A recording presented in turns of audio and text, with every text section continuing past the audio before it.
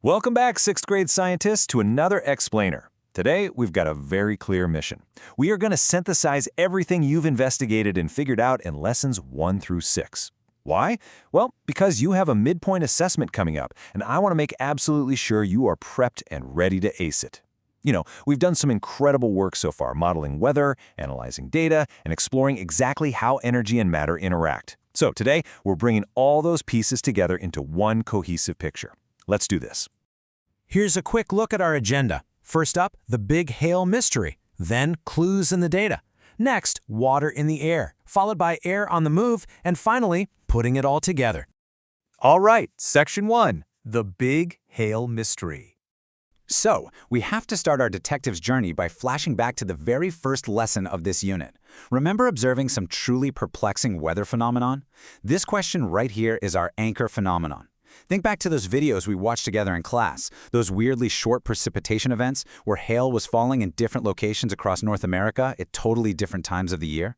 You were asked, why does a lot of hail, rain, or snow fall at some times and not others? That exact question is what kicked off your driving question board. You built your initial models to try and explain the changes happening over time, the changes to matter in the air, and how energy was transferring in and out of the system. Okay, let's dive into this because, well, a mystery is only as good as the clues you collect to solve it, right? We didn't just guess how storms worked, we became actual scientists. We asked, what clues did our investigations uncover to build our scientific model of a storm? Moving on to Section 2, clues in the data.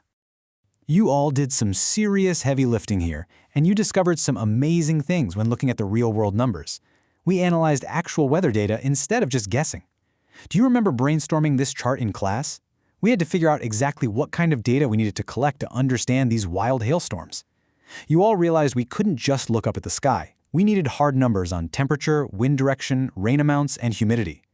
This was a massive step because it defined our independent and dependent variables. We realized that to understand something as huge as a hailstorm, we actually had to measure the invisible conditions around it. And when we actually looked at that data in Lesson 2, we found a stark contrast. Down on the ground level, we recorded surface temperatures that were warm, represented by positive math values. But when we looked high up in the atmosphere, at high elevations, it was completely different. The temperatures were freezing, dropping way down into negative values. This was a totally critical scientific connection. Those negative numbers weren't just abstract math. They represented a literal freezing environment high above our heads, sitting right on top of a warm surface. This extreme temperature difference, that's a massive clue for our model. Which brings us to Section 3, water in the air. Now that we had our temperature clues, we shifted focus in Lesson 5 to another huge question. Where does all the liquid for these massive storms actually come from? To answer that, we had to define exactly what we were looking at: relative humidity.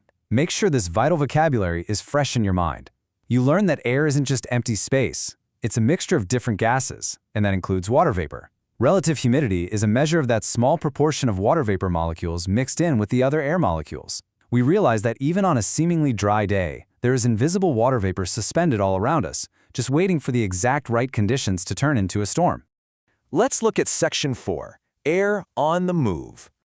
Okay, so we know it's warm at the bottom, freezing at the top, and there's invisible water vapor floating in the air. But how do we get that water vapor pushed way up high into the freezing sky to actually make hail? This brings us to the heavy lifting concepts from Lesson 6. Now what's really interesting here is the very first trigger that gets this system moving: conduction. Earth's surface doesn't just sit there. It actively absorbs light energy from the sun all day long. Then, the ground acts as the energy source for the air. It transfers that thermal energy to warm the air directly above it through a process called conduction. Basically, the ground is literally heating the air right at our feet. And that leads directly to our next crucial concept, convection. Remember your closed system balloon models from class? You investigated how transferring thermal energy into a parcel of air changed its volume and density, causing it to float or sink. When the air is warmed by the ground, the thermal energy increases the speed of the air particles. They bump into each other harder and space out way more. Because they are spaced further apart, that parcel of air becomes less dense than the cooler air around it, so it rises. Once it gets super high up, it transfers its thermal energy to the surrounding freezing air, cools off, the particles slow down and pack together, the air becomes denser and it sinks right back down. That whole cycle, that is convection. Consider this slide your ultimate cause and effect cheat sheet. If you understand these 4 steps, you understand the engine of a hailstorm. Step 1, the sun warms the Earth's surface. Step 2, the surface warms the air right above it through conduction.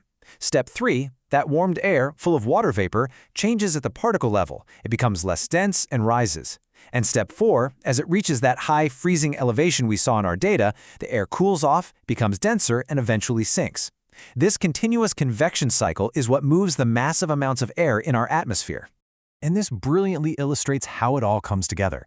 When you see a massive, towering cloud like this, you aren't just looking at a fluffy shape in the sky. You are seeing the visual result of all those invisible processes. You are literally watching a massive parcel of less dense, warm air rising up, carrying water vapor with it into the freezing upper atmosphere. The upward and downward movement of air, driven entirely by conduction and convection, is exactly what violently builds these enormous hailstorm clouds you tracked on video. All right, Section 5, putting it all together. You have the clues, you have the particle level mechanisms, and you have the data. Now let's guide you into the final synthesis phase so you know exactly what claims you need to make to rock your midpoint assessment. So the crucial point is this assessment checklist right here. When you sit down for your test, you must be able to successfully argue these exact claims using evidence from our investigations. You need to identify how thermal energy transfers from the sun to the surface and then to the air. You need to confidently explain what happens at the particle level, how temperature changes the speed and spacing of those particles, which directly changes air density. And finally, you absolutely must describe how conduction and convection drive the upward and downward movement of air that builds those massive clouds.